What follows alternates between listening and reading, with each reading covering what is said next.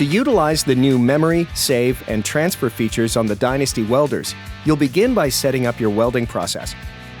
Now that your welding program is set up, you'll press the blue Programs button located at the bottom right of the user interface.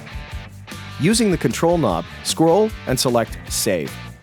There are 99 memory fields that can be created, so you can select any field to save your program.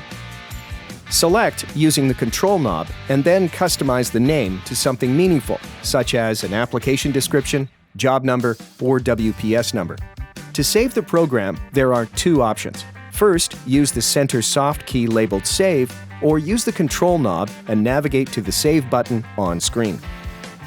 On-screen verification will be displayed, and then your customized program will appear in the memory recall list.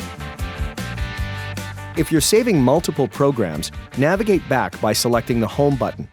Simply repeat the previous steps for every additional program. To access all saved programs, press the Program button and select Recall.